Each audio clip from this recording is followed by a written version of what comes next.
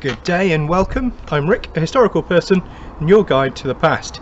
Today we're going to be returning to medieval medicine. We're going to have a look at some of the scientific foundations, the medical philosophies that underlay medieval medicine. And we're particularly going to look at one of the leading theories used by medical practitioners in the Middle Ages. If you haven't seen my first video on the topic, you might want to take a look at that before you dive into this one. But if you have, or if you're already familiar with the fundamentals of medieval medicine, then let's dive straight in. This video is based somewhat on the current UK school curriculum, so it should be good for those of you that are homeschooling. But it should also be of interest to anybody with more of a general interest in medieval life or medicine or healthcare. But before we get into the nitty-gritty, first an aside. Many of the treatments people used in the past sound strange to us today, and so do a lot of the theories and schools of thought that they used to understand and explain the world.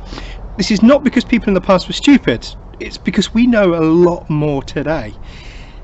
If some of the things in this video sound implausible or daft, just remember that they were not plucked out of thin air, but were the best attempt of people in the past to understand and explain how the world worked. People in the past were as smart as we are today, it's just that they knew less. So, back to the content. Today we're going to take a look at the teachings, the theories of Galen and Hippocrates. Their understandings really underpin a lot of medieval medical understanding and theory. We're also going to investigate humorism. Humorism is a school of medical philosophy rather than being about medieval comedy. Hippocrates and Galen's teachings were foundational and fundamental in Christian Europe, but they spread much, much further throughout the Dar al-Islam, the Islamic world, where medicine and surgery were much more advanced than in Europe, and amongst the Jewish people of Europe, amongst the peoples of the Middle East, North Africa, and the Byzantine Empire concentrated on Constantinople. This is going to be a fairly brief introduction to those two thinkers and to humorism in general. So if you do want to know more, if you've got specific questions, recommend some readings, anything like that, just pop me a comment down below and I'll be happy to give you some advice. One note though, this is really looking at the high medieval period in Britain, so sort of 1066 through to 1485 by my reckoning. Others disagree and use different dates. These theories definitely predate and in many ways post-date these, going on right into the 18th and 19th century. In some ways, in some cases, some parts of these teachings and learnings are still in use today. So however, enough of me, let's consult an expert.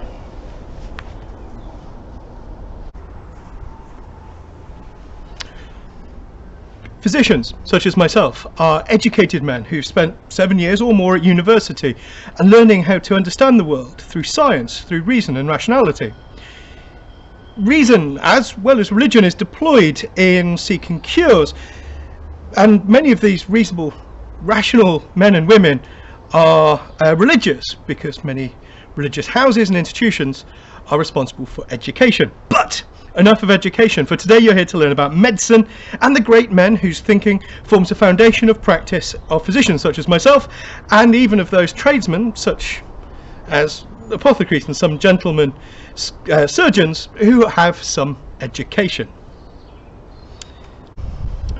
Much of the basis of a physician's teaching comes from antiquity and are taken from the works of the great Hippocrates of Kos, who lived around 400 years before Christ, and of Hippocrates' students.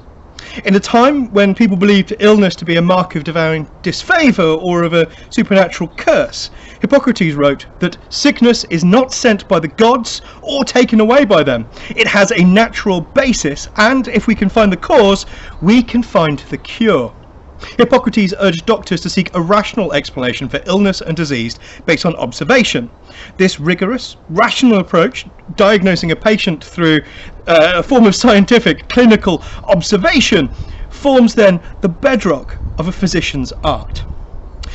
Hippocrates inspired other Greek doctors, and the school of medicine they developed was noted for its professionalism and discipline, as well as its meticulous record keeping.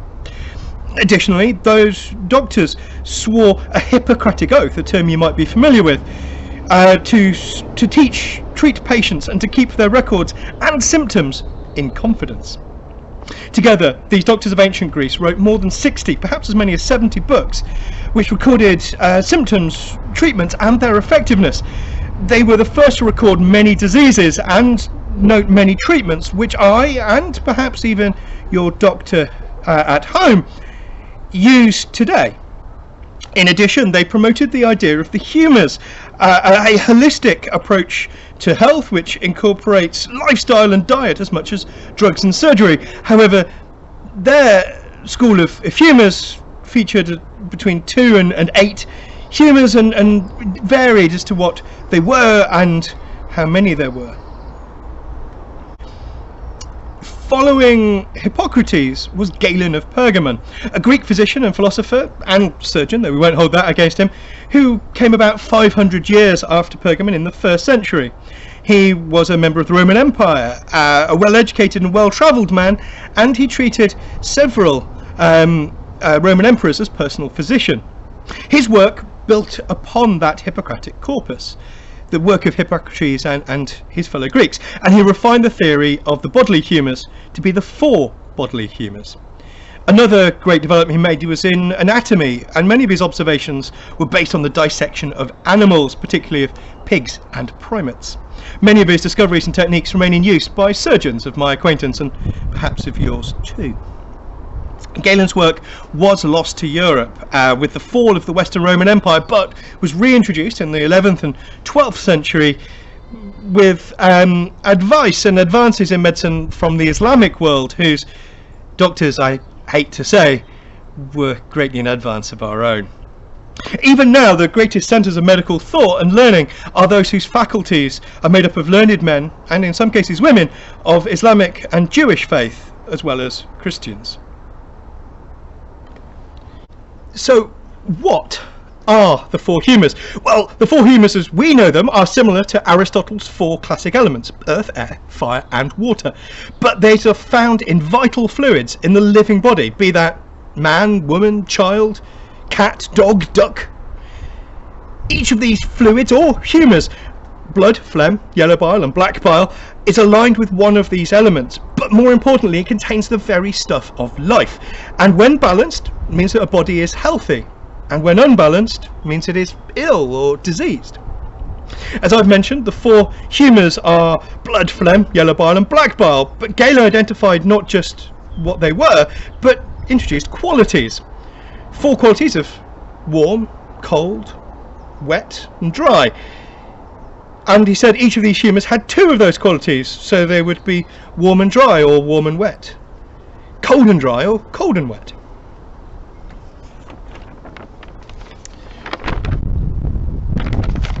Blood, also called the sanguine humour, is warm and wet. It's produced by the liver and associated with spring, along with being enthusiastic, energetic, active, social. Overly so, bordering on mania if you have too much of it. Yellow bile, also known as choler or choleric humour, is produced in the gallbladder, and it's warm and dry, associated with summer, with ambition and drive, and anger and aggression if in excess. If you've heard of someone being called choleric, they have too much of yellow bile. Black bile, or melancholic humour, is focused on the spleen, and it's cold and dry.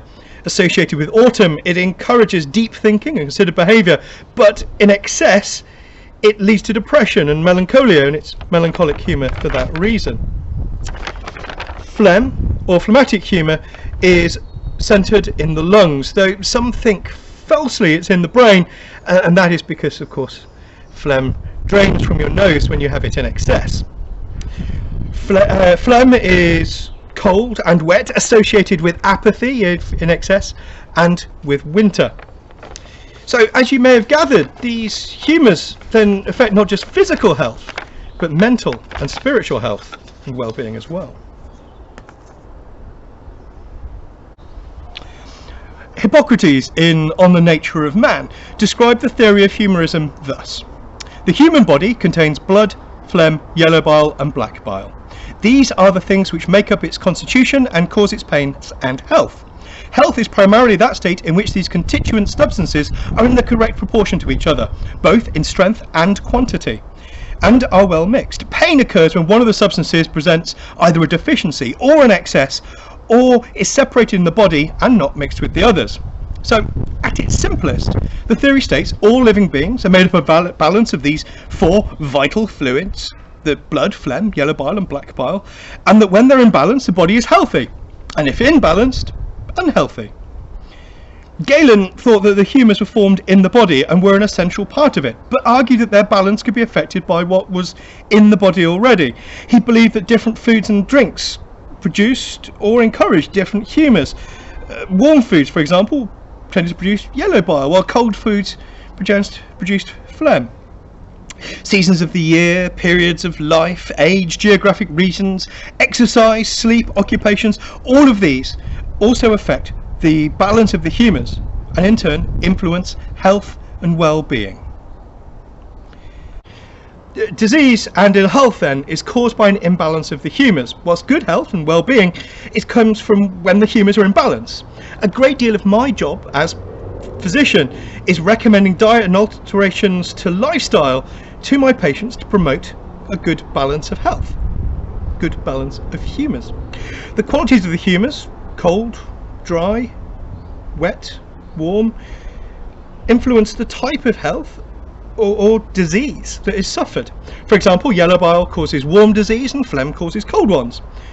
Disease may also be the result of a corruption of bodily humours, which could be caused by environmental circumstances, by dietary change, or by many other factors. The imbalance may be internal or external, and it's the job of the physician to understand and to treat them. The treatment might be through medicines, through a change of diet, through lifestyle, behaviour or activities. Hippocrates wrote, "Let food be your medicine and medicine be your food," and also noted that walking is man's best medicine. Lifestyle, as well as diet and as well as health generally, play a big part. In more extreme cases, a physician might send their patient to seek a surgeon to reduce excess humours through bloodletting or through purging. A distasteful set of treatments for sure, and one that I will allow a surgeon to explore. As each patient has a unique balance of humours, it is quite the task to balance them properly, and is one reason why physicians study for 7 years or more at university before they complete their education and go to work their craft. It's also why we are the preeminent and rarest medical professionals in Europe. To give you an example though of how a disease might be identified, a diagnosis made, a fever is usually caused by an excess of yellow bile. It makes the body hot and dry. To counteract this, cold and wet foods can be used. It's recommending foods like cabbage or cucumber or lettuce. These bring the humours back into balance, the body back into its proper alignment, and the patient back into health.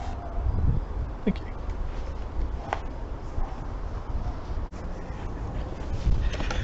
Well, that was a fairly quick introduction to the humours and to some of the medical philosophers whose work was the foundation of the healthcare in the Middle Ages. I hope it all made sense, but if there's anything you want clarifying, or you've got any questions or comments, please leave them in the comments below and I'll be really pleased to get back to you. If there's anything more you'd like to know on this topic or on another part of our shared past, please again let me know in the comments below. I'd love to hear from you. You can follow me on Facebook or Twitter, and once I'm back in the wider world, my Instagram will be more interesting too. Meanwhile, if you liked this video, please like it. If you would like to join me in another journey into the past, please subscribe. Till then, till next time, stay safe, stay happy, and see you soon. Farewell.